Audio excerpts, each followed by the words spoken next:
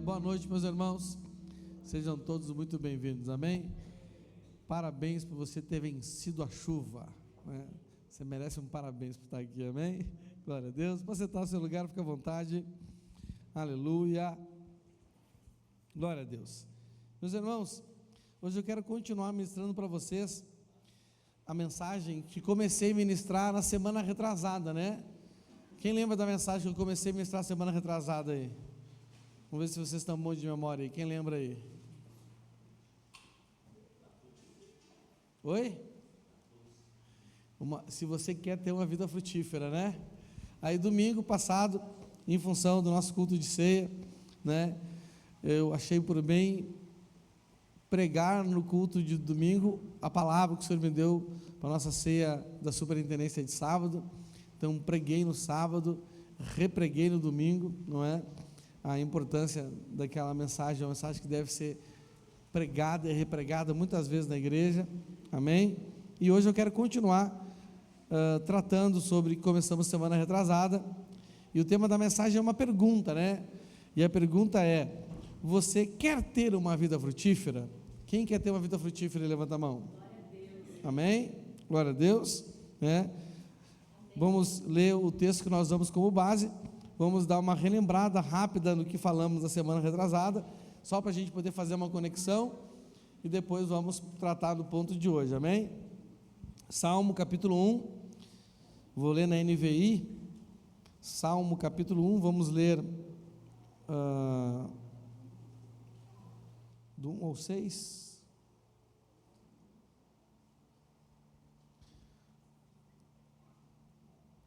Diz assim, ó: como é feliz aquele que não segue o conselho dos ímpios, não imita a conduta dos pecadores, nem se assenta na roda dos zombadores. Ao contrário, sua satisfação está na lei do Senhor, e nessa lei medita dia e noite.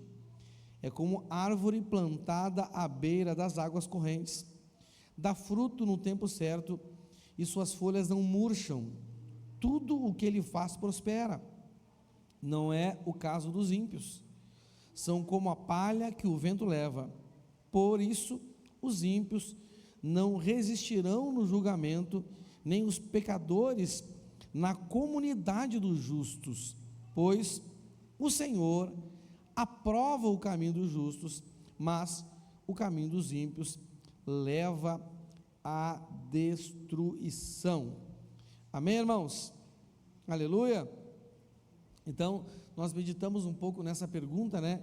E eu falei na semana passada que eu julgo, na semana retrasada, desculpa, que eu julgo essa pergunta muito importante. Nós temos que responder para nós mesmos, né? Se queremos, de fato, ter uma vida que dá frutos.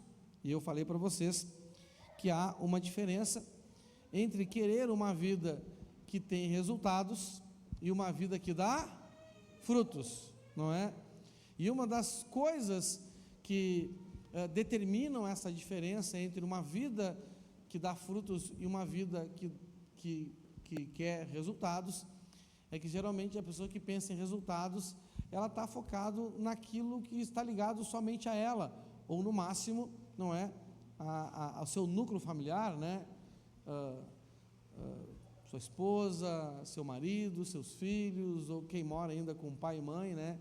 A sua casa. Bem que a maioria dos filhos nem pensa mais em pai e mãe hoje, né?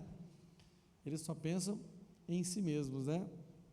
E uma vida que dá fruto é uma pessoa que ela quer fazer algo bom para os outros, né? Ela quer, onde ela está, ela quer fazer algo bom para os outros, ela quer se doar para que através da vida dela outras pessoas possam ser abençoadas, possam crescer, possam ter resultados. É ou não é verdade? Nós aprendemos isso, né? Tanto que lá no versículo 3 do Salmo 1, né, diz assim: é como árvore plantada à beira das águas correntes, dá fruto no tempo certo, né? Então, o resultado é aquilo que queremos para nós ou para aqueles mais próximos da gente, mas fruto é aquilo que estamos dispostos a compartilhar com todas as pessoas, amém? E o Senhor não quer, né, nos dar uma vida onde nós tenhamos resultados. O Senhor quer nos dar uma vida onde nós tenhamos frutos, amém? Quem já ouviu falar aí do famigerado Evangelho da Prosperidade? Alguém já ouviu falar desse Evangelho da Prosperidade? O que é o Evangelho da Prosperidade? O Evangelho da Prosperidade, ele é o Evangelho que marca principalmente um segmento da Igreja do Senhor, que são as igrejas neopentecostais. Não são todas, não são todas, mas geralmente são pessoas que usam o Evangelho, ou usam como a isca para trazer as pessoas para o Evangelho, o crescimento de bens materiais, o crescimento das coisas naturais da vida, Deus vai te dar isso, Deus vai te dar aquilo, Deus vai te dar aquele outro, e esse tipo de evangelho acaba nos condicionando a estabelecer um relacionamento com Deus com base na troca, Eu quero algo de Deus, e porque eu quero algo de Deus, esse algo geralmente é algo que está ligado à nossa vida natural, porque eu quero algo de Deus, então eu vou fazer alguma coisa para o Senhor, não é? Então daí a pessoa ela quer fazer algo de Deus, para que ele tenha algo ligado à sua vida humana, à sua vida terrena, à sua vida natural, o foco está em conquistar aquilo que a terra pode dar para a gente, E no padrão desse evangelho, se nós olharmos para muitos grandes homens de Deus, nessas igrejas, eles seriam considerados fracassados e até amaldiçoados, Pensa, imagina uma pessoa que passa dificuldade até para conseguir roupa para se vestir. Como seria considerado isso numa igreja dessas? Rapaz, esse cara está em maldição, não é verdade? Como que seria uma pessoa numa igreja dessa que teria dificuldade para alimentar-se, em função de estar servindo o Senhor? Rapaz, é um cara amaldiçoado, o ministério é fracassado. Pois é, Paulo diz que enfrentou nudez, Paulo diz que enfrentou fome, não é verdade? Porque o foco do relacionamento dele com Deus não estava não estava ligado às coisas materiais, às coisas que nós podemos conseguir no mundo de forma natural, não é verdade? É claro que Deus abençoa, amém? É claro que nós servimos um Deus que é o Deus da provisão, mas esse não é e não pode ser o nosso foco. Mas esse evangelho, ele atrai as pessoas que focam em resultado, porque querem para si, ou no máximo para os seus, e não para os outros, Então, uma vida frutífera é uma vida onde você quer colaborar para o crescimento daquelas pessoas, para o crescimento daquele ambiente, para a transformação, para o progresso, da cultura, da sociedade, da família, da empresa onde você trabalha, da igreja, Você está lá para de fato colaborar, de fato para fazer com que algo dê certo, não só simplesmente comprometido, com o seu ganho particular e pessoal, Para você prosperar em Deus, você tem que decidir ser um agente de prosperidade. Fala assim, agente de prosperidade. O que é um agente de prosperidade? É aquele que promove a prosperidade das pessoas à sua volta, dos ambientes à sua volta. Não está preocupado só consigo mesmo, amém? É uma pessoa que, acima de tudo, está mais preocupado com aquilo que ela pode dar do que com aquilo que ela pode receber. Ela é mais dedicada em fazer coisas para que ela possa dar do que para que ela possa receber, amém? E muitas vezes a gente não precisa mudar o que estamos fazendo, é só mudar o propósito, é só mudar a razão, não é verdade? Amém? Posso ouvir um glória a Deus aí? Lemos lá em Atos 20, 35, na NTLH diz assim: em tudo tenho mostrado a vocês que é trabalhando assim que podemos ajudar os necessitados. Lembrem das palavras do Senhor Jesus: É mais feliz quem dá do que quem recebe, né? Tem até um texto que eu não botei aqui, mas é muito pertinente esse assunto. Jesus disse: aquele que procura a sua vida, a perderá, mas aquele que perde a sua vida por mim e pelo Evangelho, a achará. Amém? Então isso é muito importante, né? E nós temos medo de perder, né? Mas a sensação que quando nós estamos indo para o caminho de abundância de Deus, parece que a gente vai perder, né? E aprendemos também que essa vida que Deus quer que tenhamos, né, ela tem 3 características extremamente desejáveis. Eu tenho certeza que todas as pessoas do mundo, elas querem ter essas características, essas virtudes na vida dela, né? Que nós vemos ali no Salmo 20, no Salmo 1. Então, coloquem no Salmo 1, no versículo 3, por favor. E ali estão essas 3 virtudes, essas 3 características, né? Olha só, dá fruto no tempo certo, suas folhas não murcham, e tudo que ele faz, prospera. Imagina você ter uma vida onde você vai gerar coisas boas para os outros ao seu tempo, não é? Você não vai perder o vigor e nem um bom ânimo, né? As folhas representam a vitalidade de uma planta, não é verdade? Sim ou não? Né? A minha esposa, a missionária Léia, cadê ela? Está em algum lugar aí, não é? Ela começou de um tempo para cá a gostar de plantas. Ela comprou uma samambaia. Eu não sei quem foi o Filho de Deus que disse para ela que conversar com a samambaia fazia ela ficar bonita. E esses dias eu estava em casa e ela viu uma voz lá fora, e eu fui ver o que era, entendeu? Estava a minha esposa falando com a samambaia. Tudo para que as folhas delas, né, fiquem verdes, né? Primeiro mão, vitalidade, não é verdade? Né? Que custa falar com essa samambaia que não tem ouvido, se é para a folha ficar boa? Não é verdade? Né? A vitalidade. E a terceira característica é tudo que a pessoa faz prospera, amém? Glória a Deus, né? Mas não entenda essa prosperidade pela visão do triunfalismo. O que é o triunfalismo? O triunfalismo nos ensina, nos leva a crer que tudo vai dar certo.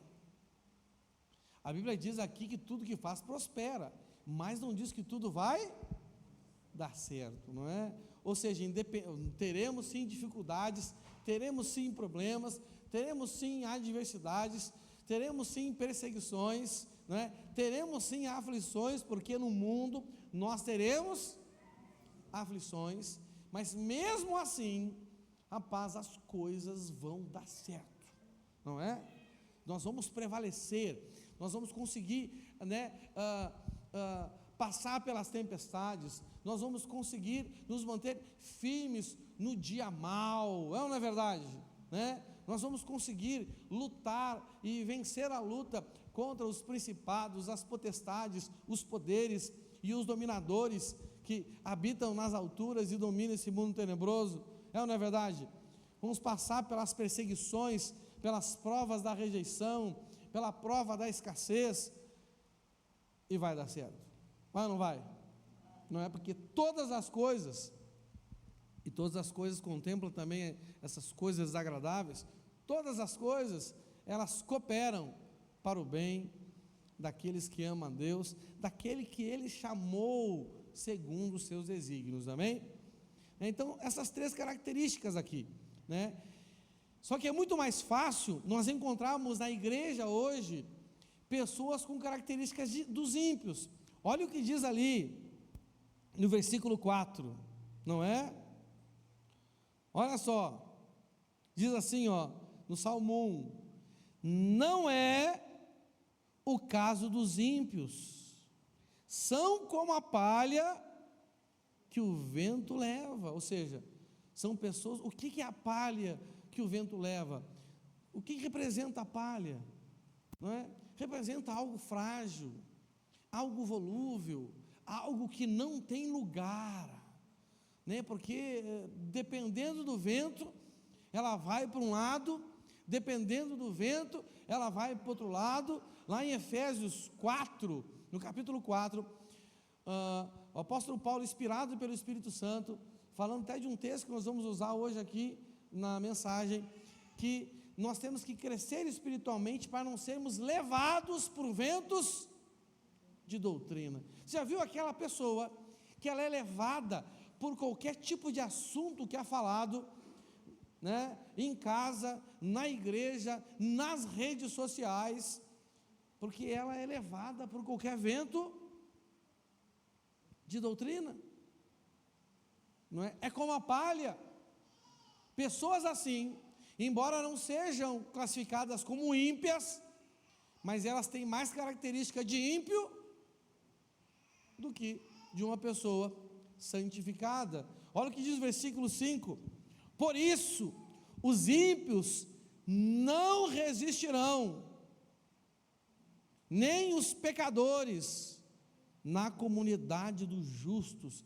Então são aqueles ímpios que não resistem ao julgamento, não é? Seja uma pessoa na igreja que, quando ela pega na mentira, pega no pecado, pega na fofoca, pega no erro, e ela é confrontada, porque ela foi julgada e foi determinada que ela está errada, então ela é confrontada, então ela é corrigida, e ela não aguenta isso. Você já viu alguém assim? Né? Claro que esse julgamento não é para condenação, mas é um julgamento para estabelecer o quê? Para estabelecer a correção, para estabelecer o confronto, para estabelecer a repreensão, sim ou não? E ela fecha a cara e vai embora. Pois é, não resiste ao dia do julgamento, né? Esse aqui, na verdade, está fazendo alusão ao julgamento de Cristo, mas a igreja também julga, sim ou não? O apóstolo Paulo incentiva que nós devemos julgar as nossas próprias demandas e os nossos próprios problemas. É uma vergonha para a igreja, não é? Ter que procurar um juiz ímpio para julgar as causas entre os irmãos, não é verdade? Então, é necessário o teu julgamento. Irmãos, na minha vida de pastor, quantas pessoas que precisaram de repreensão, são 18 anos já que eu pastorei a igreja, e quando ela é repreendida, ela fecha o coração e esfria na obra do Senhor, fecha o coração e sai da congregação e vai para outra congregação, fecha o coração, abandona a fé e volta para o mundão. Quantas pessoas, meu irmão? Isso é tão preocupante que a maioria dos líderes de hoje tem medo de repreender um irmão, não é verdade? Tem receio de repreender o irmão. Não, se eu repreender, ele vai perder. Porque nós não vemos essas características virtuosas, ou seja, uma pessoa que dá fruto, uma pessoa que as folhas não murcham, uma pessoa que realmente, né, ela é perseverante e as coisas vão dar certo para a vida dela. Não, nós vemos pessoas volúveis como a palha, inconstantes como a palha, levadas por qualquer vento de doutrina, não é? Pessoas que não resistem à repreensão. Só fazer uma crítica para o crente, meu irmão, que ele já fica chateado com você, né? Quem na igreja é mais criticado do que um pastor, gente? Vamos falar a verdade. Né? Que muito é visto, muito é lembrado, tem aquele ditado, não é verdade? Né? E outra característica aqui, no versículo 5, não é? Nem os pecadores na comunidade dos justos, né? Deixa eu fazer uma pergunta para você. Você frequentar esse culto aqui representa que você vive em comunidade com essa comunidade? Sim ou não? Não, frequentar um culto é uma coisa, fazer parte da comunidade é outra coisa. Não, pastor, mas eu venho em todo culto. Filho de Deus, é uma coisa para você. Se você vem em todo culto, mas só nos cultos, você é um frequentador assíduo. Fala assim, frequentador assíduo. Nós classificamos pessoas na igreja como visitante. Fala assim, visitante. Não. Primeiro é o alvo, fala assim, alvo. Quem tem alvo de evangelismo? Quem tem alvo aí? Quem não tem, tem que ter. Senão você está fugindo da missão, não é verdade? né? Então, o primeiro tipo de pessoa é o alvo da igreja. A segunda pessoa é o visitante da igreja. Amém? Né? Tem alguém visitando a gente hoje? Aí, ó, visitante, aí, ó. Barbeiro bom, recomendo, irmão, que é bem pertinho de casa ali, viu? Né? Depois a gente acerta a comissão, beleza? Né? Visitante. E tem o FA. O que é o FA? É a pessoa que frequenta todos os cultos, mas só os cultos. Não tem compromisso com a comunidade de verdade. Você está me entendendo? E tem um membro, fala assim, membro. Não é? O que é um membro? É aquele cara que Deus pode usar. É aquela pessoa que o líder pode contar com ele, que o pastor pode contar com ele. E não contar para suas coisas pessoais e particulares, não, mas contar para as coisas que estão relacionadas à comunidade. Amém? Né? Isso é um quê? É um membro. Então, né, o pecador, né, o ímpio, ele não permanece na comunidade dos justos, daqueles que são justificados pela fé, purificados pelo sangue, justificados pela fé, e que avançam na vereda do justo, que é como a luz da aurora, que cada dia fica mais claro, até que se torne dia perfeito. Amém? Né? Então, tem crente com cara de ímpio, fala assim, sai de mim, em nome de Jesus, né? Sai essa nhaca de ímpio, é crente com cheiro de ímpio, né? Você tem que ser alvejado pelo sangue do Cordeiro, né, para tirar essa nhaca, né, da sua vida, em nome de Jesus, amém? Né? Nós aprendemos também que dessas 3 virtudes, a primeira, e não é a primeira à toa, é a primeira porque ela é a mais importante, a partir dessa vem as outras, é que dá fruto. Fala assim, ó, dá fruto. Gente, nós temos que ser crentes frutíferos, amém? Né? E de todos os frutos que a nossa vida, né, tem que gerar, qual é o fruto que Deus mais ama? As almas, não é verdade? Não é? Vidas convertidas, né, entregues, rendidas ao Senhor, amém? Uma multidão de pecados é perdoado quando alguém se entrega ao Senhor, e e a festa nos céus, amém? Porque o Senhor se alegra, porque quando uma pessoa se arrepende, uma multidão de pecados é perdoado, e o Senhor se alegra, amém, aleluia. Aprendemos então, né, que para termos uma vida frutífera, nós precisamos decidir viver uma vida unida com o Senhor, amém? Lá em João 15, do 5 ao 8, ele diz que ele é a videira e que nós somos os ramos, amém?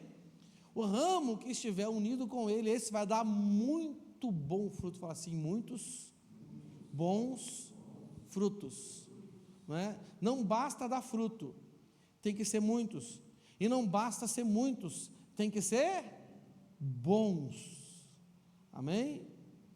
Não basta dar fruto, tem que ser muitos, e não basta ser muitos, tem que ser bons. Mas missionário, é tão difícil, né, dá muito fruto, e quem dera então, né, muitos e bons, né? Então essa dificuldade representa o quê? Representa o tanto que você não está unido com o Senhor, que quanto mais unido, né, você está com o Senhor, porque ele está falando de algo que se torna natural, gente, né, um ramo ligado à árvore, não é natural que dê fruto? Sim ou não? Cara, é natural, vai dar fruto, mas quando não está unido, não vai dar fruto, não é? E lá em Colossenses 2, do 6 ao 7, né, o apóstolo Paulo, inspirado pelo Senhor, nos exorta, nos, né, incentiva, já que nós cremos em Jesus como nosso Senhor, a gente tem que viver unido com Ele. Como fazemos isso? Sendo pessoas enraizadas nele, não é? Para que possamos construir a nossa vida sobre Ele e nos tornarmos cada vez mais fortes na fé, porque é isso que o Senhor nos ensina através das Escrituras Sagradas, amém? Posso ouvir um glória a Deus aí? E nós aprendemos então que a primeira coisa que nós temos que fazer para estarmos unidos com o Senhor é estabelecer compromissos espirituais com o Senhor, amém? Esses compromissos espirituais são os compromissos mínimos que temos que ter para que possamos desenvolver uma vida com o Senhor, desenvolver intimidade com o Senhor, como a palavra de Deus nos orienta a fazer, conhecê-lo e prosseguirmos a conhecê-lo. Você está me entendendo? Então, são o mínimo que a gente tem que fazer, que são as 4 bases de uma vida consolidada, O que é uma vida consolidada em Cristo, meus irmãos? O que é uma pessoa consolidada, Que é hoje o calcanhar de Aquiles da igreja. É uma pessoa que consegue avançar na sua vida espiritual por si só. Ela já conseguiu assumir os compromissos mínimos, Por exemplo, quando que a Lara, dentro da minha casa, vai ser uma pessoa consolidada? Quando ela não precisar mais de mim e da Leia para nada. Que quando ela nasceu, ela precisava de mim e da Leia para tudo, não é? Hoje ela já toma banho sozinha, já se seca sozinha, já vai no banheiro sozinha, já se higieniza sozinha, ela já sabe até colocar a roupa sozinha, mas tem coisas que ela ainda não faz sozinha. Por exemplo, ela não cozinha sozinha, nós não deixamos ela mexer com fogo, com panela, porque ela não tem ainda, o cuidado, a noção, a coordenação motora suficiente para fazer as coisas sem se ferir, Então tem coisas que ela não pode fazer sozinha, ela não troca o gás de casa, ela não troca uma lâmpada, você está entendendo? Mas vai chegar um dia, eu espero que seja logo isso. Ela já vai fazer 8 anos agora, mas pelo menos até os 15 anos dela, ela tem que ser uma pessoa consolidada dentro de casa. O que é isso? Ela não vai viver sozinha ainda, mas ela, se a gente sair, ela ficar em casa, ela não vai morrer, ela vai continuar fazendo as coisas que precisa ser feita, não é?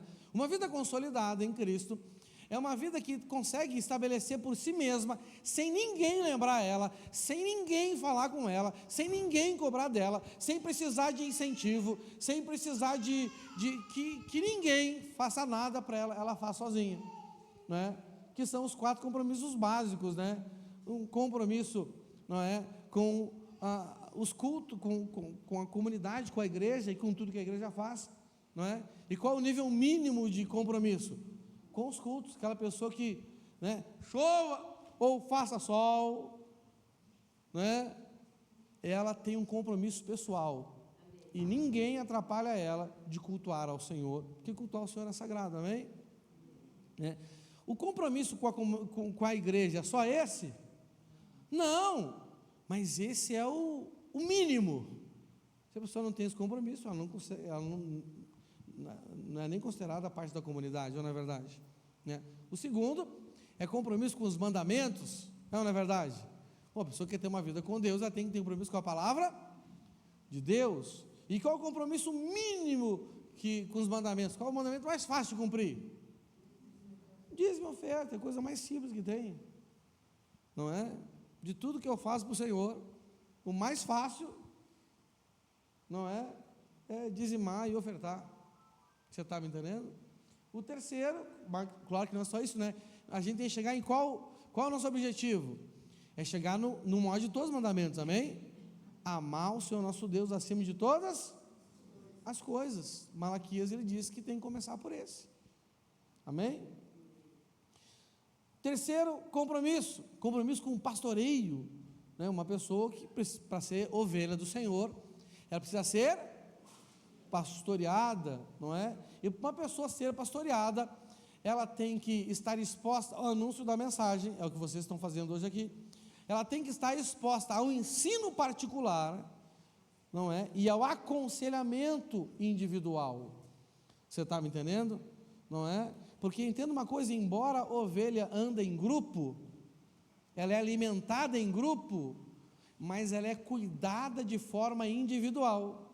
Sim ou não? Você já viu nos filmes que as ovelhas andando no rebanho assim e comendo? Sim ou não? E quando vai tirar o carrapicho, é em grupo ou individual? E quando vai tosar, é em grupo ou individual? Ou seja, tem coisas que é em grupo, mas tem coisas que é individual, senão a ovelha não é pastoreada, né? E se você não tiver um compromisso com o pastoreio, não é você ficar lá na sua casa reclamando para Deus e para os outros: ninguém me visitou. Não, filho. A Bíblia diz, não sei se você conhece a Bíblia, mas diz: quem procura, quem pede, e a porta se abre. Porque, gente, só é considerado compromisso quando há uma busca. Concorda comigo?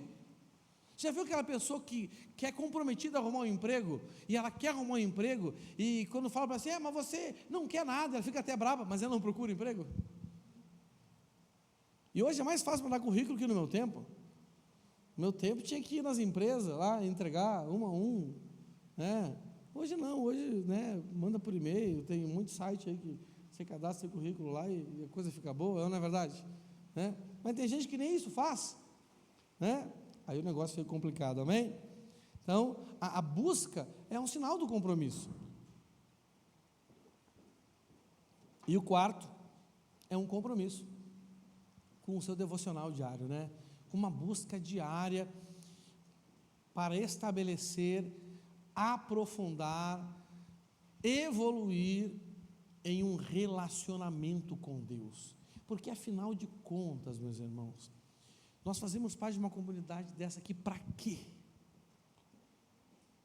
Se não é, na sua máxima expressão, uma busca por uma vida com Deus. Se a gente não quer Deus, tem sentido? Não. Não é verdade? É claro, né, que o Senhor usa iscas, né? Ele mandou os apóstolos pescar gente, sim ou não? Pescadores de homens.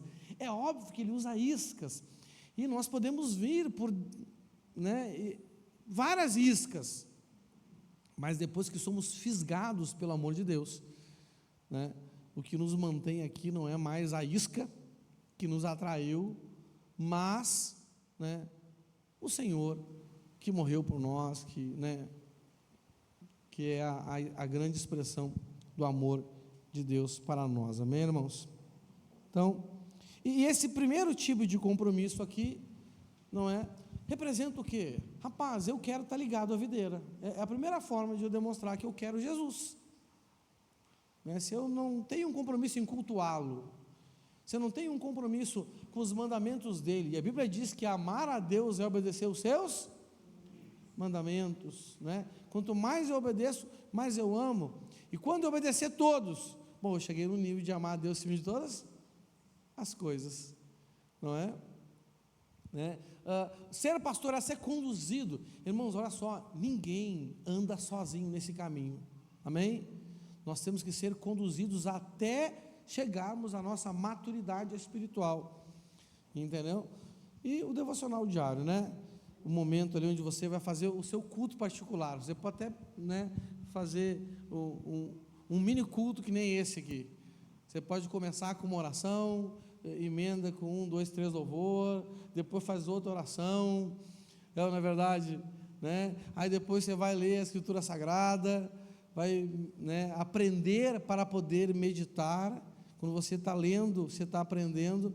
A meditação é você ficar ruminando aquilo, você ficar buscando no Senhor como praticar esse mandamento, de que forma você vai colocar isso em prática. E aí você medita naquilo que você leu, às vezes de manhã, de dia e de noite, amém? Né? Então isso aqui representa o seu compromisso particular, individual, é você e você com o Senhor, amém?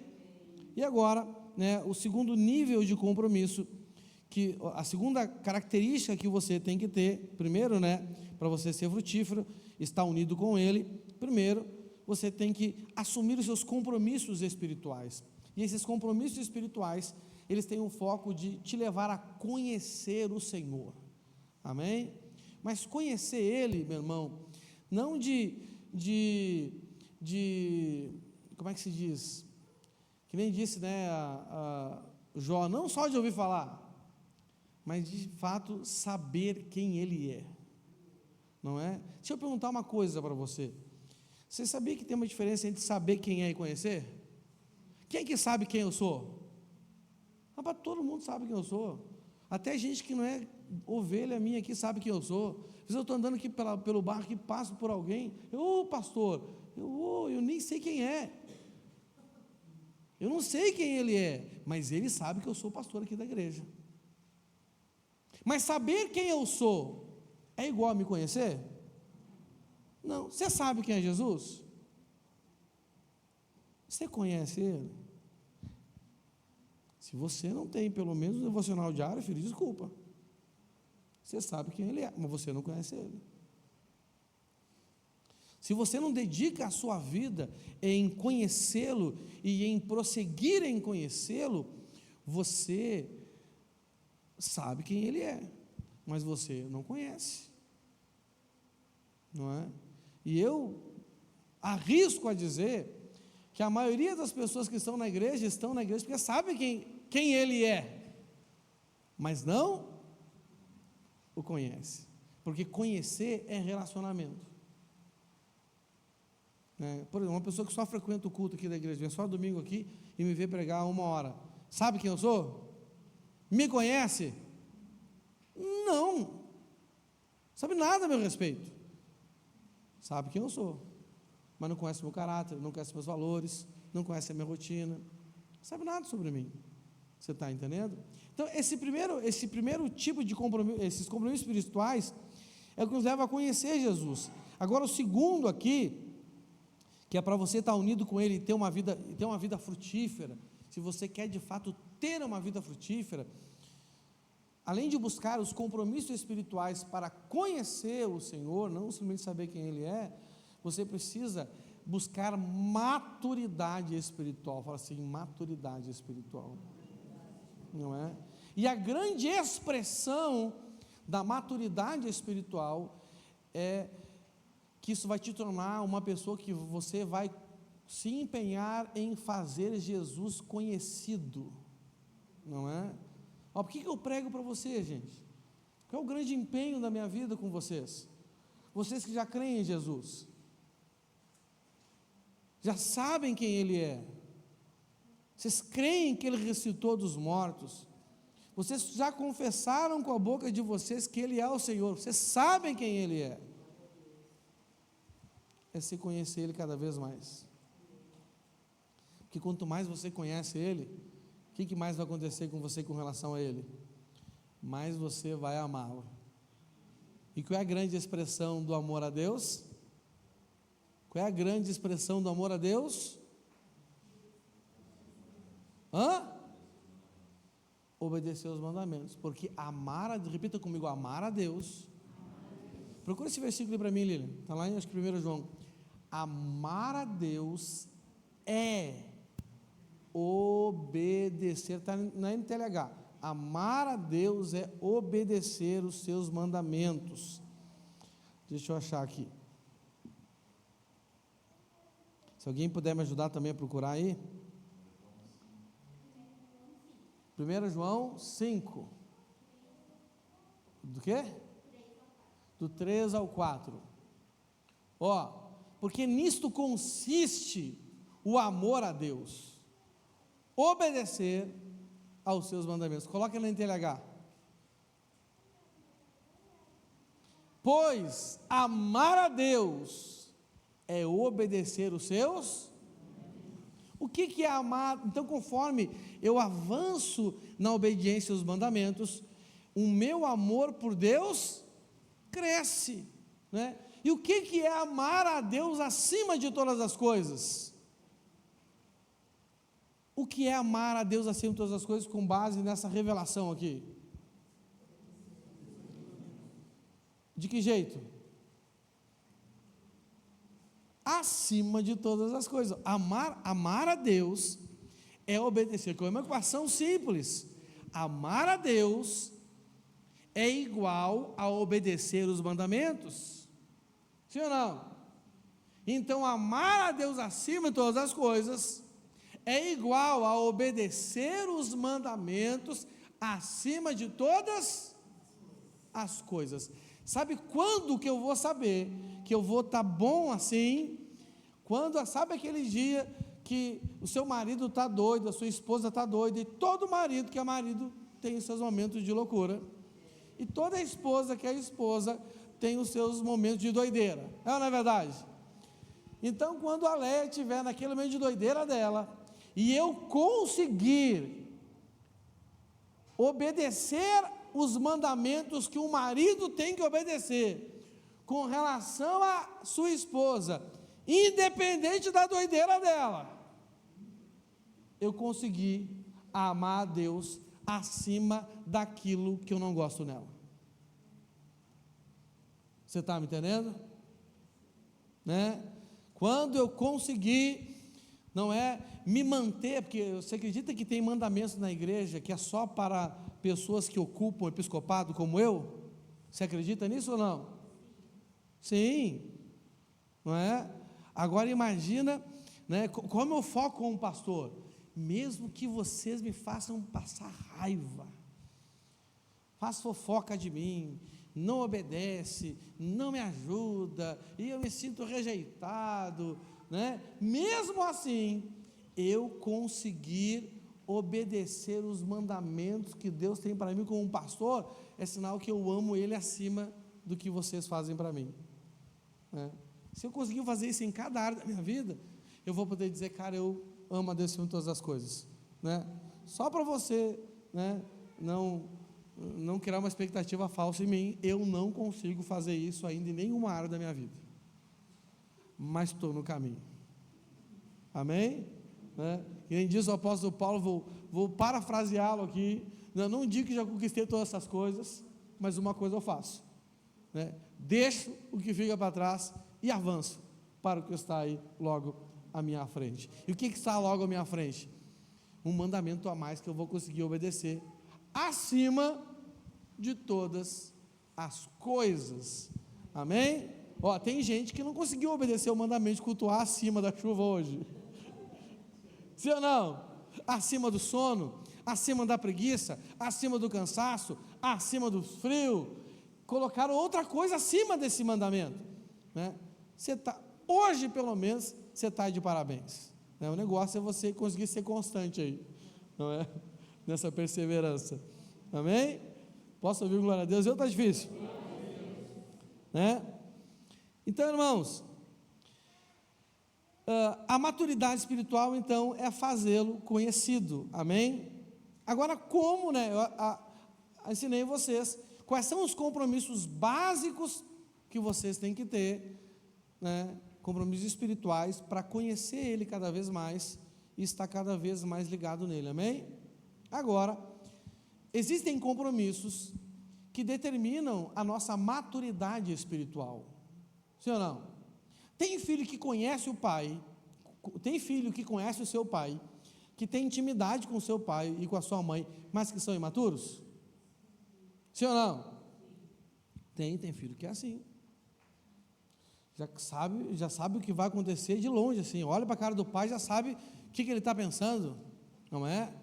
A Lara, né, dependendo do que ela faz, ela olha para mim, ela já sabe que o negócio azedou para o lado dela, não precisa nem falar, porque ela já me conhece, você está entendendo? Mas ela é uma mocinha imatura, ela tem 7 anos, né? Não dá para esperar ela ter maturidade ainda, bem? Rapaz, ó, descobri até um café aqui, meu irmão, está morno, pelo menos não está fraco e fedorento, está só frio. Então vamos falar hoje de maturidade espiritual, amém, irmãos? Né? Porque para uma pessoa produzir frutos, ela tem que ser madura, amém? Né? Então, uma pessoa imatura, por exemplo, a Lara, pode ter filho? Não, porque o organismo dela não está maduro para isso, você está me entendendo? Né? Cadê o Evandro? Evandro, pode ter filho? Imagina, eu chego lá para falar com o Rodrigo, fui falar contigo, Rodrigo, teu filho engravidou a minha. Não dá, né, meu irmão? Não dá, né? Quantos anos tem, Evandro? 6, a Lara tem 7, né? Mas nem que quisesse, né?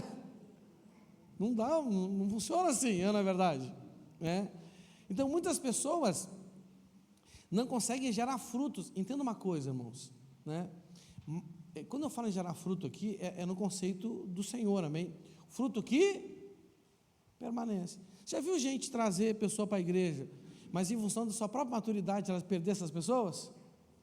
Sim ou não? Sim. Gente, tem gente que, obrigado, meu amor, tem gente que por causa da imaturidade perde até seus filhos para Jesus, perde seus filhos para o mundo, afasta eles da igreja. Quanto o pai, quanto a mãe reclamam da igreja e do pastor e do líder dentro de casa? Sim ou não?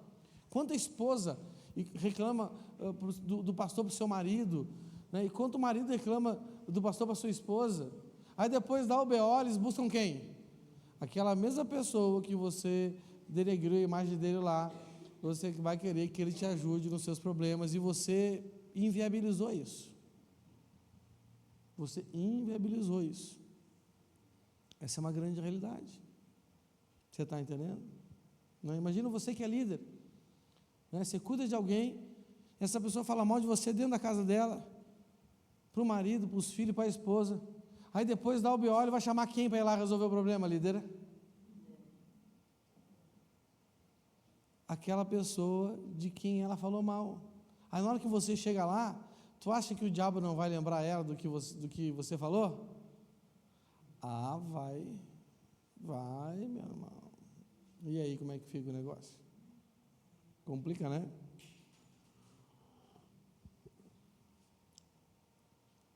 E na verdade, se a gente parar para pensar, qual é a grande dificuldade da igreja em frutificar?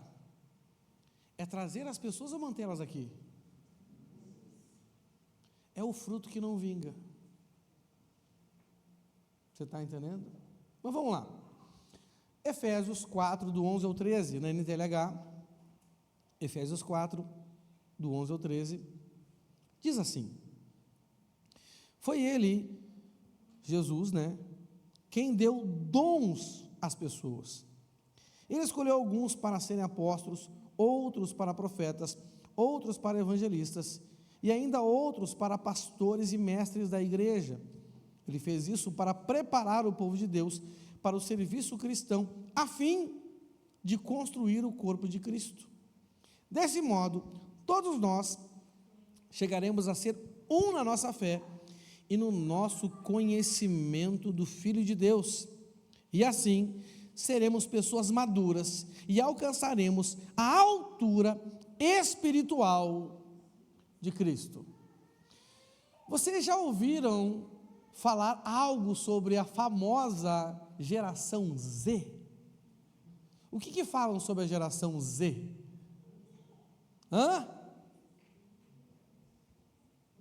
Me ajuda aí, gente. Oi? Imatura, geração Z. Ansiosa, não é? Que mais? Quer tudo para ontem. Preguiçosa. Que mais, gente?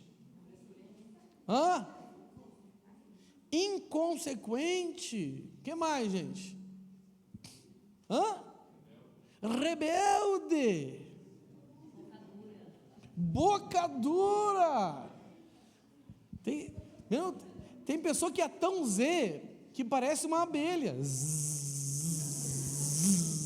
Né? O negócio fica complicado, não é verdade? Eu vi um vídeo que retrata bem a característica da geração Z, não é? Só que era um vídeo assim bem explícito, né? Parecia uma hipérbole o negócio, entendeu? Um jovem, um adolescente, quer dizer, já de maior idade, 18 anos, revoltado nas redes sociais, dizendo assim: eu não sou obrigado a trabalhar, o meu pai e a minha mãe ficam me incomodando para mim trabalhar, mas eu não pedi para nascer, eles que fizeram eu nascer, então já que fizeram eu nascer, tem é que me sustentar. Meu irmão, e você sabe qual foi o meu grande escândalo? Você sabe qual foi o meu grande escândalo?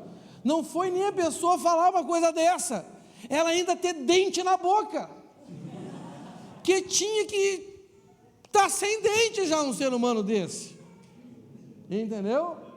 Quer acreditado que respeito conserva os dentes, meu irmão, não é? E o pessoal da geração Z, acho que nunca ouviu falar desse ditado aí, né?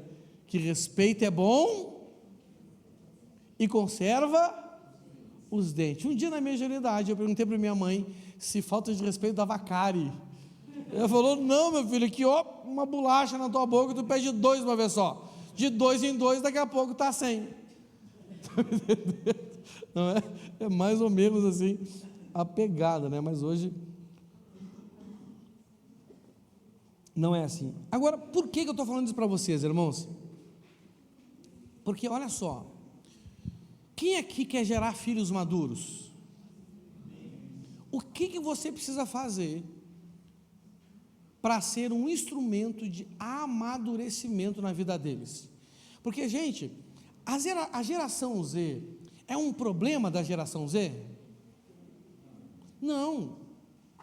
A geração Z é um problema da geração que eu não sei que letra é. Hã? Geração milênio? Ah, rapaz, eu estou me sentindo um cara milenário agora. Hã? Olha só que chique, mano. Né? Não fica aí pensando: ah, entendi porque o senhor tem cara de múmia agora. Isso aí é obra do diabo, viu? Obra do diabo.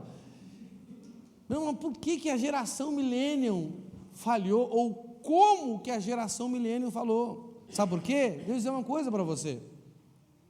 A geração millennium cresceu com pais exigentes, cresceu com pais duros, entendeu? Não é? Não souberam encarar a correção como um cuidado do pai, como um cuidado da mãe. Você está me entendendo? E se sentiram abusados, escravizados, subjugados, espancados, e pegaram aversão à correção, aversão à vara. A Bíblia diz que o sofrimento físico, ela lança fora a maldade do ser humano. Diz ou não diz isso? Rapaz, uma varinha de marmelo bem dada, é daí, né? É daí que os monges católicos tiraram o costume do alto flagelo, né? Não, então já que a dor espanta o mal, para mim resistir à tentação, eu vou me autoflagelar. Botava aqueles negócios assim que ficava fincando na barriga deles, se chicoteava, mas isso é loucura, meus irmãos, né? Por favor, né? É muito melhor casar e curtir a vida do que ficar se furando que nem louco, né, para resistir à tentação. Não é verdade? Né? Não é bom que o homem viva só e nem a mulher, mas esse é outro assunto também. Dá glória a Deus aí, por favor.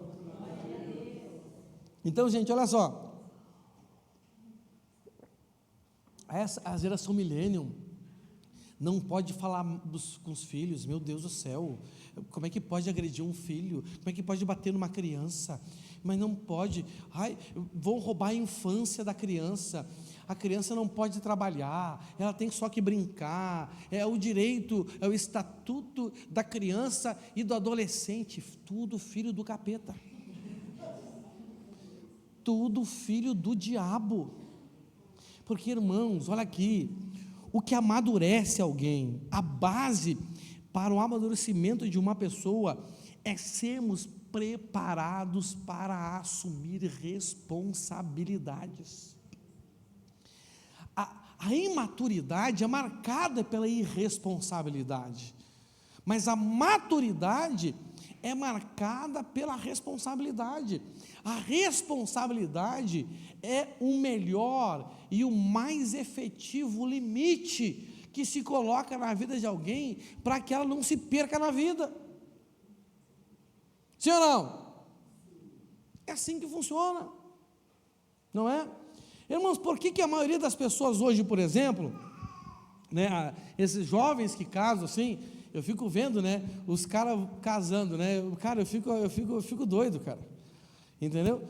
Os caras, o Kio só solteiro, o Kio, e endividado. O cara é solteiro e endividado. O cara não tem, cara, meu irmão, nem um passarinho para dar água. Você está me entendendo? Acha o provérbio, aquele que diz assim, ó, quem gasta tudo que tem é insensato. Acha aí. Ó, vamos botar aí, ó. Hoje eu estou a fim de esculachar os irmãos aí. Quem quer ser esculachado? Levanta a mão. Estou brincando, gente. Eu estou falando para o Kio, porque o Kio é um cara rico, entendeu? Ele entende essas coisas.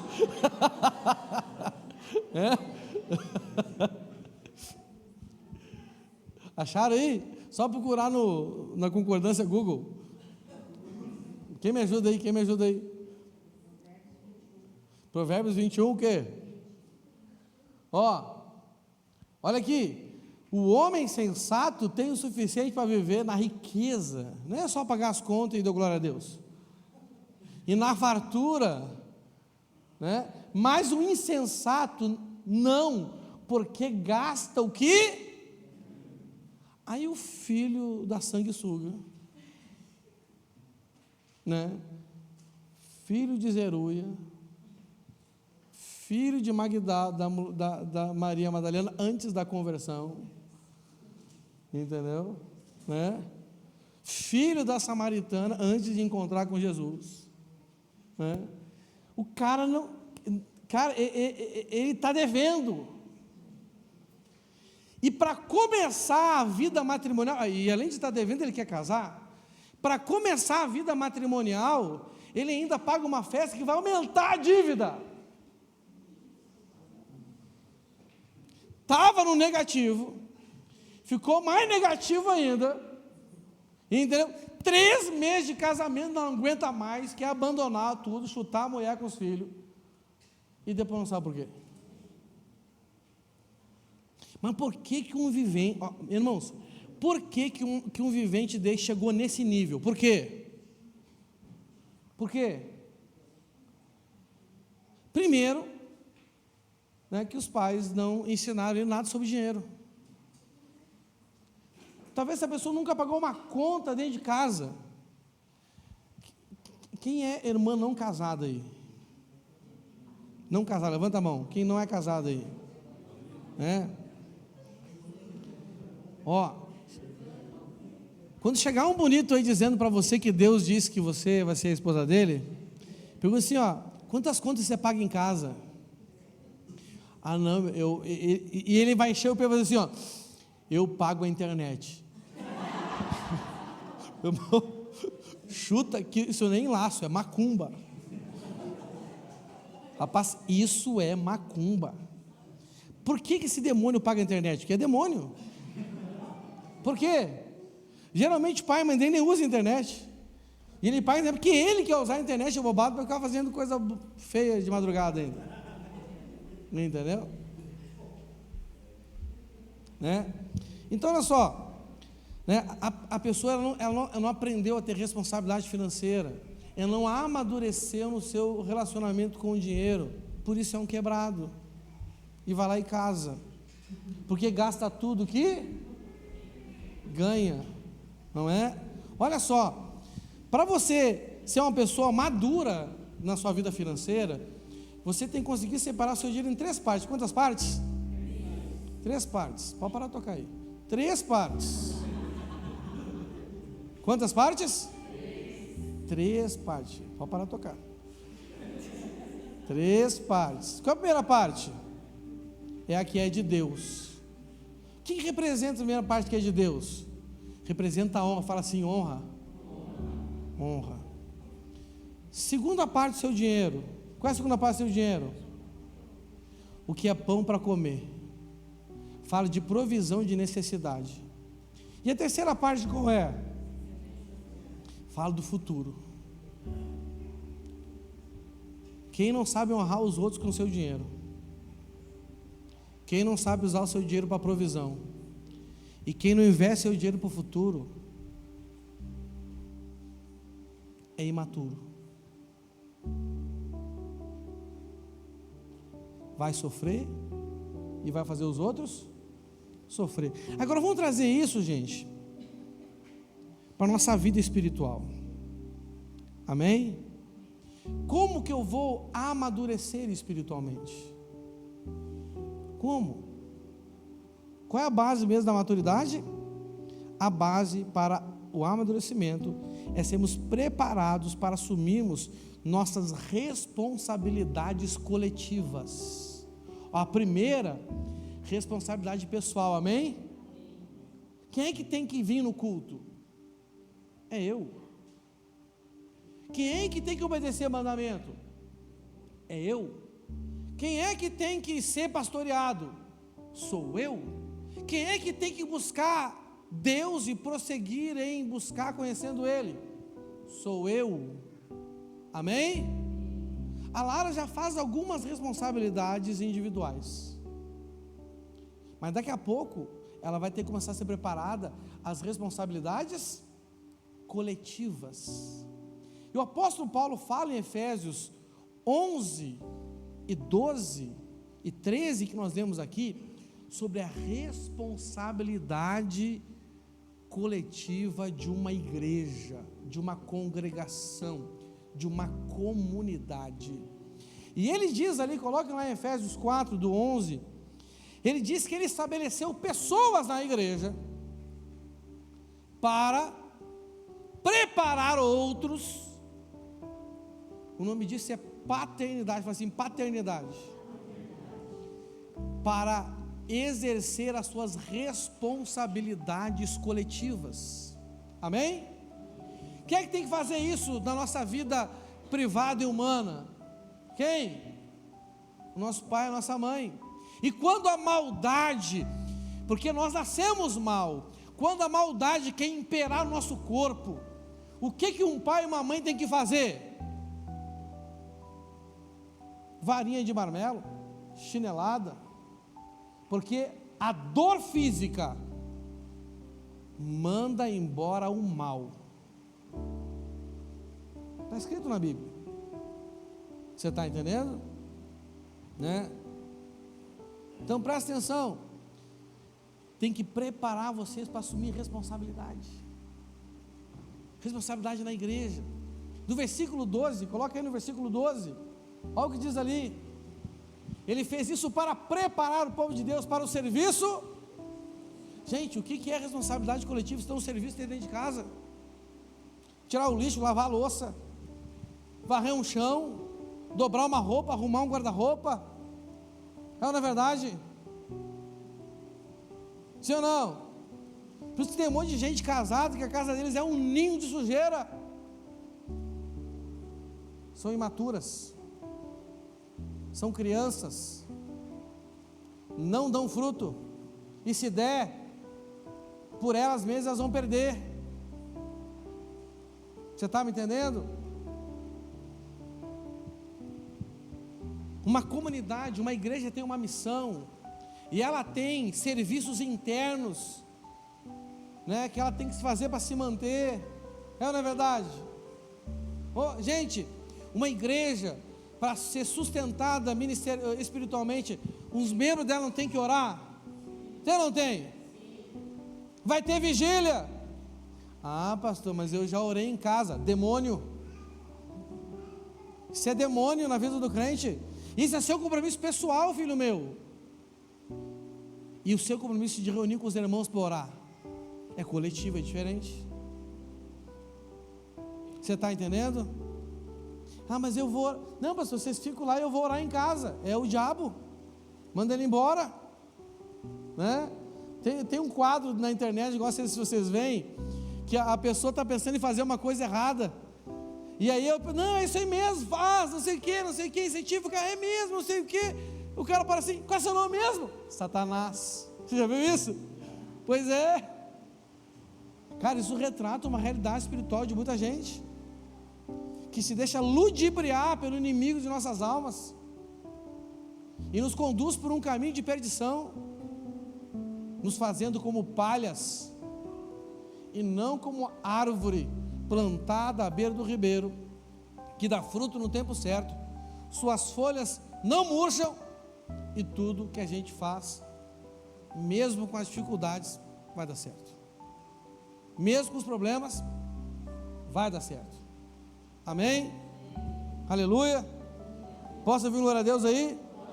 Agora, o problema das pessoas é que a maioria nem sabe quais são suas responsabilidades. Elas não estão nem interessadas. Meus irmãos, olha só. Ei, você tem que se interessar em descobrir quais são suas responsabilidades. O penúltimo aconselhamento que eu fiz com a Emily, eu gostei muito. Porque todos os aconselhamentos que eu fazia com a Emily até então era com uma menina madura. Imatura, desculpa. Né? Lembra, Emily? Acho que foi o penúltimo. Eu vi que ela está virando uma mulher. Porque ela já está preocupada com as coisas da vida. Ela está despertando para as responsabilidades sociais que ela tem. Irmãos, eu, como o pastor dela, eu me alegrei. Eu fiquei feliz. E foi a primeira vez que eu pude aconselhá-la com relação à vida. A vida que ela vai ver nessa terra, até Jesus levar ela. Mas eu também preciso te aconselhar, meu irmão, com a vida que Deus quer que você viva, a sua vida espiritual, como igreja de Cristo, como embaixador de Cristo, como representando o Senhor nessa terra. E para isso você tem que despertar para as suas responsabilidades como igreja. Porque daí, olha o que vai acontecer, bota no 13 aí. Desse modo, que modo? Quando você desperta que existe responsabilidade coletiva na igreja, e você entende que isso é importante para você, e você se preocupa em cumpri-los, e você sabe que você não está em condição, então você vai buscar conselho, você vai buscar ajuda, e você vai entender o grande propósito meu na sua vida, depois que você entregou a vida para Jesus. Desse modo, todos nós, quem? Olha que maravilha, nós todos chegaremos a ser um na nossa fé, no nosso conhecimento do Filho de Deus, e assim seremos pessoas maduras, alcançaremos a altura espiritual que atingiremos a maturidade. Amém? Aleluia. Então nós vemos, irmãos, que quando nós despertamos para as responsabilidades que temos como igreja e buscamos a capacitação para isso, isso nos levará a desenvolver as duas virtudes essenciais para que possamos viver em unidade. Fala assim, unidade. Que tipo de unidade? Fala assim, unidade de corpo. Gente, nós temos que aprender a ser corpo de Cristo, a ser igreja do Senhor, amém? E quais são essas duas virtudes? A primeira, fala assim, unidade da fé.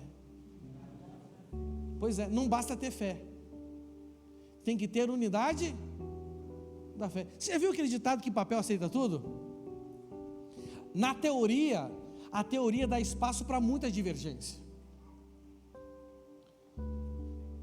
mas a prática gera convergência. Gente, discutir ideias. Mas é que eu entendo assim. Mas é que eu entendo assado. Mas é que eu vejo desse jeito. Mas é que eu vejo dessa maneira. Tudo bem, mas vai para a prática. Eu quero ver se você consegue achar tantos pontos de vista diferentes na prática. É óbvio que tem vários pontos de vista, amém, irmãos? Mas a prática reduz isso, porque a prática não nos permite tantas ideias. O papel aceita? Não é verdade? Tem até um ditado que diz que, não esqueci o ditado agora, mas parece que ideias são coisas que não convergem, porque cada um, é que nem opinião, opinião que nem nariz, que nem orelha, cada um tem a sua, mas geralmente as opiniões são opiniões com que não tem base na prática, não são empíricas, não tem base na experiência, né? É com base no achômetro. O ser humano ele vem assim, sabe? Ele já vem equipado com achômetro, não é verdade? A pessoa não estuda sobre aquele assunto, não lê sobre aquele assunto, não conhece sobre aquele assunto, mas quer dar opinião sobre tudo. Meu irmão, não dê opinião sobre aquilo que você não lê. Não dê opinião sobre aquilo que você não estuda. Simplesmente diga assim, ó, eu não posso falar sobre isso, porque eu nunca li, nunca estudei, nunca me dediquei, o meu conhecimento sobre isso é zero. Então, né, eu vou me abster de dar uma opinião, porque provavelmente eu vou falar besteira. Eu sou ignorante com relação a isso, né? A prática, quando nós começamos a ser treinados, entendeu? Né? Eu me lembro, meu irmão, quando eu era imaturo na minha fé ainda, entendeu? O Abraão fazia reunião com a gente, meu pai na fé, e ele dizia que a gente tinha que fazer as coisas, e como que a gente ia fazer, meu irmão, e brotava um monte de ideia na minha mente. Eu era um cara cheio de ideias, cheio de opinião, mas vazio de prática naquilo, entendeu? E eu percebi que chegou um tempo no meu relacionamento com ele, que ele cansou de falar assim para mim assim, César, mas é que a gente já fez assim, a gente já tentou assim, não deu certo, sabe? E ele começou a falar assim, não, César, vai lá e não faz assim. E eu ia e fazia. E o que acontecia? Não dava certo. O pior é aquele que dá a ideia e nem querer praticar a sua própria ideia ele quer. E ainda acha que a ideia está certa. Quando nós começamos, né, a sermos treinados, porque, gente, ó, treinamento, fala assim, treinamento tem que ser prático. Tem treinamento que não é prático? Não, se é treinamento, tem que ser prático. É ou não é verdade? Mas se você for treinar jiu-jitsu, você não vai chegar em casa o dia com o olho roxo? Mas eu pensei que é só treinamento, mas é treinamento de porrada, filho. E para treinar, dar porrada, tem que dar porrada. E para treinar, aguentar porrada, tem que tomar porrada, meu irmão. Não, mas eu pensei que era só treinamento, achei que não machucava. Inocente, né? É prática. A prática converge. Então, a primeira virtude aqui, não basta ter fé, tem que ter unidade de fé. E segundo, outra virtude, e unidade no conhecimento do Filho de Deus. Quem é esse? Jesus, gente. Como é que é o nome dele? Fala assim, Jesus. Yeshua. Amém. Conhecer Jesus, não saber quem Ele é. Eu sei que você sabe quem Ele é. Até os demônios sabem, não é? Eu sei quem é Jesus. Os demônios falaram para aqueles filhos de Seva lá, não é verdade? Sei quem é Ele. Você está me entendendo? Conhecer Jesus, conhecer o caráter dele, né? Conhecer o quanto Ele nos ama. Irmãos, eu vou dizer uma coisa para você. Quem fica de picuinha com os outros irmãos e brigando com o outro, não conhece Jesus. Porque se você conhecesse Jesus, se você soubesse quanto que esse Jesus ama essa outra pessoa aí, você não faria isso com ela. Você não conhece Jesus. Essa é a grande realidade. Então, a unidade da fé e a unidade do nosso conhecimento do Filho de Deus nos capacita a vivermos como o corpo de Cristo. Estarmos unidos uns com os outros. Amém? E assim como a divisão nos enfraquece ao ponto de os frutos que a gente tenta dar não vingam, a unidade nos fortalece. A unidade nos faz frutíferos. Só que a unidade, ela é fruto de maturidade, amém? Por quê? Quais são as 3 fases da maturidade da gente? Primeiro a gente começa uma vida dependente, fala assim, dependente. A dependência marca a nossa infância. A nossa infância espiritual, onde a gente é dependente dos outros, para tudo, até para vir no culto é dependente. Parece que a gente faz um favor para o pastor vir no culto. Não, eu vou te ajudar hoje, eu vou ir no culto contigo, você vem, me pega em casa, e depois me leva em casa, e ainda me diz muito obrigado, né? É a pessoa dependente. A segunda fase é a fase da independência. Fala assim, independência. E essa fase é importante. Muitas pessoas até são taxadas de rebeldes nessa fase. Mas por que é importante?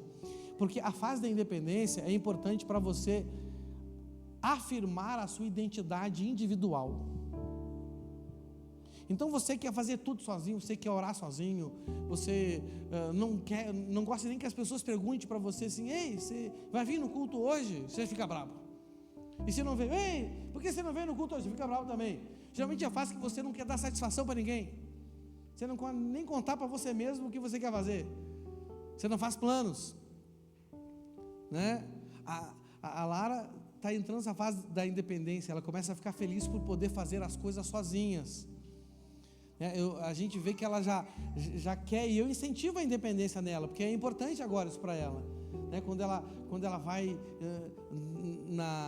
na padaria sozinha, eu fico cuidando ela pergunta, papai, quando é que eu vou poder ir para a escola sozinha? Eu falei, vai demorar ainda. Você está me entendendo? Mas ela é doida para poder fazer as coisas sozinha. Por quê? Porque ela quer se afirmar como ser humano, ela quer se afirmar como mulher, como princesa, ela quer poder se sentir autônoma. Isso é importante. Mas ainda, a pessoa assim tem um alto nível de maturidade, não é verdade? Mas aí vem a terceira fase, que é a codependência. Fala assim, codependência. A codependência é a fase da maturidade. Eu já fui dependente e vi que ser dependente não é bom. Eu também já fui independente e eu vi que ser independente não é bom. Nós precisamos uns dos outros. Uma corda de 3 dobras é mais difícil de rebentar. Não é bom que o homem viva só. Aí nós entramos na fase da cooperação. Fala assim, cooperação. O que é cooperar? É operar junto. Cooperar. O imaturo não quer operar. O dependente não quer operar, não quer fazer nada. O independente quer operar sozinho. Uma pessoa madura quer operar com os outros. Aí vem a sinergia do corpo. E aí nós começamos a produzir frutos. E frutos que não.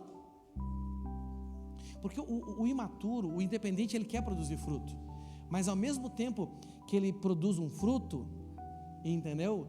Ele não quer a cooperação dos outros para produzir fruto. Ele até fala mal da comunidade para proteger o fruto dela. Ó, fruto. Eu te trouxe aqui para essa igreja, mas eu quero te alertar dos perigos que tem aqui dentro. E começa a ser fofoca dos outros. Ele não está cooperando. Ele está...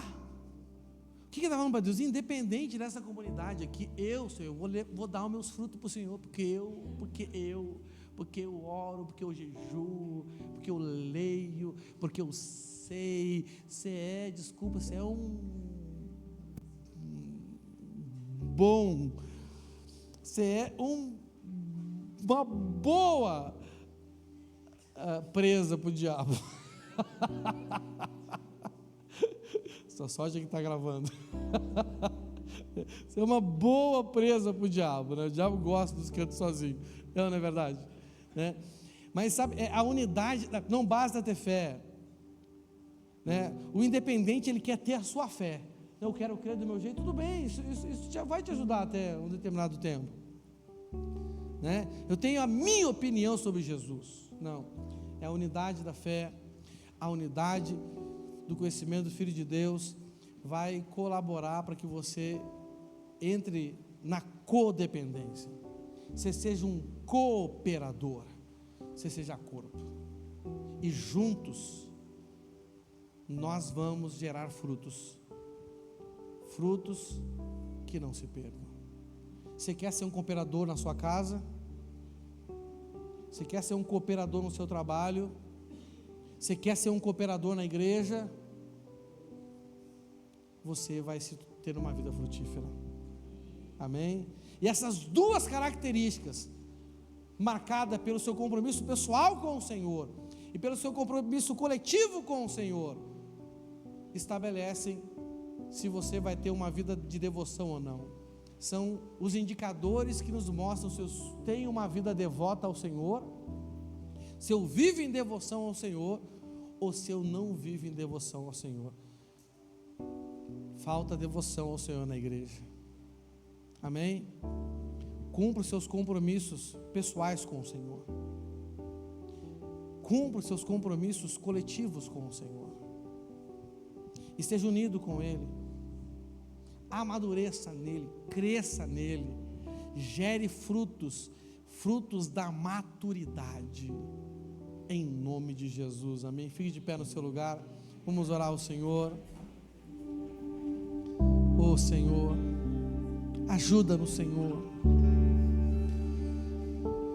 Senhor, o Senhor nos chamou para ter uma vida que dá frutos, Senhor. Mas sabemos que sem o Senhor nós nada podemos fazer, Senhor. E aprendemos nesses dias que para termos uma vida frutífera, temos que estar ligado ao Senhor, assim como um ramo da videira só dá fruto quando está ligado à videira, Senhor. E aprendemos, ó Pai, que para estarmos ligados do Senhor, temos que assumir os compromissos individuais com o Senhor, que vão nos capacitar a conhecê-lo melhor, e os compromissos coletivos que vão nos levar à maturidade, Senhor, para não sermos mais arrastados por qualquer vento de doutrina que vem de pessoas, Senhor, falsas,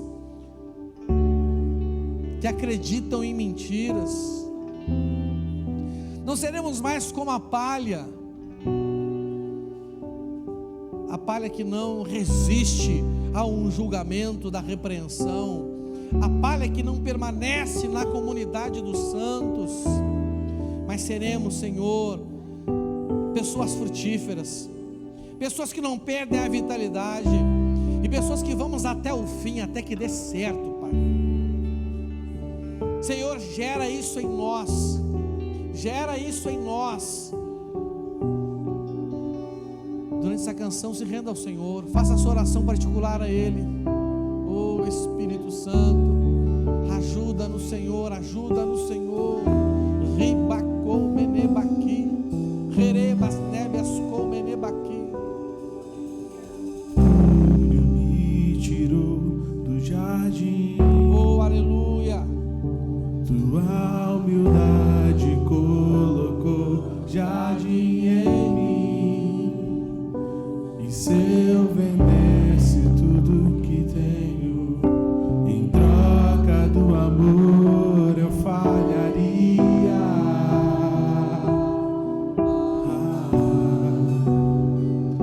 Pois o amor não se compra, nem se merece. O amor se ganha, de graça o recebe. Eu quero conhecer Jesus.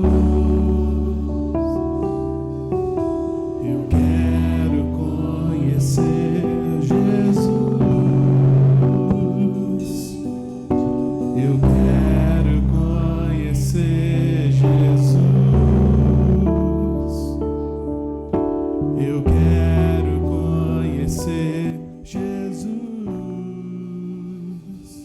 O meu orgulho me tirou do jardim.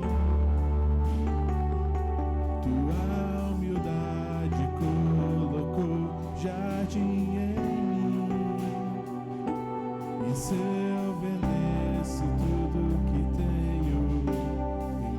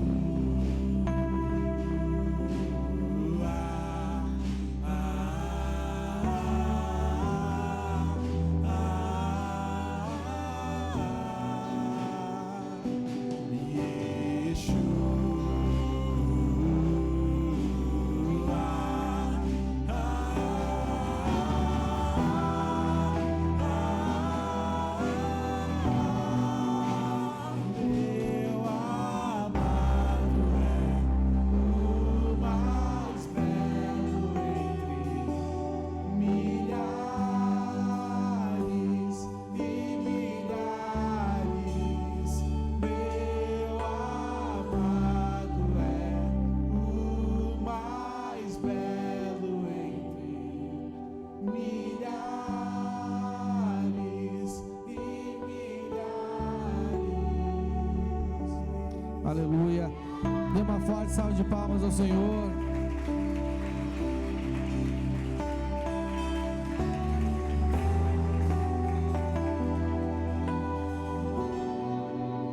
Glória a Deus, aleluia. Pode sentar nesse lugar rapidinho, meus irmãos. Vamos nos preparar agora para consagrar os nossos dízimos e as nossas ofertas ao Senhor, amém? Antes disso, eu quero dar um breve relatório do que fizemos na nossa reforma essa semana. Essa semana o Daniel passou massa corrida aqui, né, Daniel? O Daniel nas janelas ali, ó, entendeu? Juntamos também uma caçamba de caliça ali, né? A caçamba é R$350 cada caçamba. Então esse mês a gente pegou uma e enchemos, falta mais duas ainda ali. Mês que vem a gente pega outra e enche aí, né? Aí a gente vai liberando o pátio ali, amém? O Rodrigo, levanta a mão, Rodrigo, o Rodriguinho, mais conhecido como Pastor Marquinhos Mirim. Ele vai fazer elétrica da igreja aqui para nós, né? Ele entende de elétrica e ele fez o orçamento do material elétrico, não é? Um deu 9 mil e pouco, outro deu 7.800, quase 8 mil, não é? E nós então, né, precisamos comprar esse material elétrico para, né, continuarmos a obra aqui, né? Tem umas coisas para fazer, mas nós precisamos fazer a parte elétrica até para melhorar o nosso ambiente aqui, né? Transferir as luzes, um monte de coisa que vocês estão vendo aí que a gente tem que mudar, amém? Então eu preciso muito da sua ajuda, amém, meus irmãos? Primeiramente, como que você pode ajudar? Sendo um dizimista fiel e um ofertante fiel na igreja, amém? A Bíblia diz que nós roubamos o Senhor se não devolvemos a Ele o dízimo e a oferta. Mas não basta ser dizimista e ofertante, tem que ser fiel. O que é isso? Todo mês você honrar ao Senhor, devolvendo o seu dízimo. Todo mês você honrar o Senhor, consagrando a sua oferta, amém? Essa é a primeira forma que você pode ajudar a gente. Fala assim: esse é o meu mínimo. Qual é o seu mínimo? Ser dizimista e ofertante, amém? Mas você pode fazer mais com relação à vida financeira, né, da igreja. Você decidir dar uma oferta especial, né, para a gente poder comprar essas coisas, principalmente agora, nesse tempo de reforma, amém? Se você, por exemplo, quiser nos ajudar a comprar um material, você comprar e doar um material para a igreja, você pode, né, procurar o Rodriguinho. O telefone dele está no grupo de membros da igreja, né? Rodrigo o quê? Rodrigo Oliveira. Tá uma foto de um carro lá, né? Tá ele com... Que foto tem tua lá? Dá um oi no grupo lá de membros agora. Dá um oi no grupo de membros aí, da sede aí. Você pode perguntar para ele o que precisa e aonde que ele está fazendo o orçamento, né? E você pode, né, fazer a compra lá no seu cartão de crédito, né, e doar o material para a igreja, amém? Né? Eu acho que a parte mais cara são os fios, né, Rodrigo? Né? E os fios, eles parcelam só em 3 vezes, né? Só de fio vai dar quanto?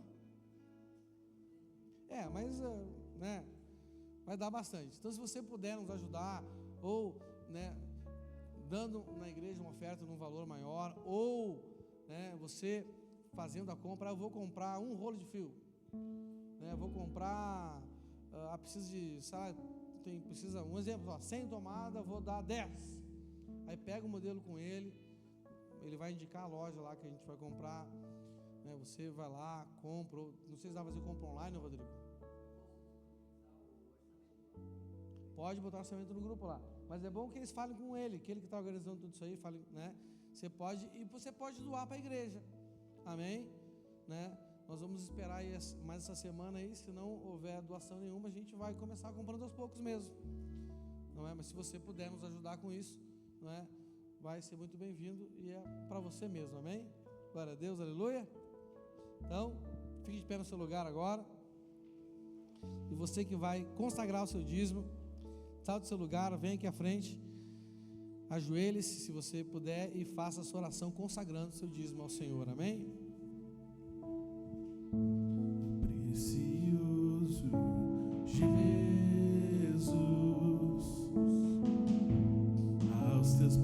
mas aqui estou. Que eu poderia te oferecer por tudo que tu és. Tudo que tenho eu derramo aos seus pés. Não importa quanto custou, Jesus, teu valor é maior. Aleluia. Você agora que vai consagrar a sua oferta, passe no seu lugar e trazer até aqui o ofertório, a sua oferta, em honra ao Senhor. Amém? Eu encontrei o meu tesouro. Eu encontrei o bem mais precioso. Eu encontrei o meu tesouro. Eu encontrei o bem mais precioso. Vamos orar, meus irmãos. Senhor nosso Deus, Pai querido, obrigado, Senhor, por mais esse tempo que passamos juntos diante do Senhor, Pai, aprendendo com o Senhor, com a Tua palavra, orando juntos ao Senhor, cantando em adoração e louvor juntos ao Senhor, Pai. Obrigado, Pai, porque o Senhor nos deu essa comunidade como uma provisão do Senhor para nossas vidas. Senhor meu Deus, que o Senhor venha nos conduzir cada vez mais a uma vida piedosa, Pai. Nos dá resistência para superar todo tipo de perseguição, Senhor. Pai, dê-nos uma semana abençoada, Senhor, onde possamos crescer, desenvolver, expandir, conquistar, realizar para a glória do Teu nome, Pai. É o que nós pedimos em nome de Jesus. Amém. Amém, meus irmãos? Dê uma forte salva de palmas ao Senhor. Aleluia. Deus te abençoe. Não saia sem nos dar um abraço, em nome de Jesus.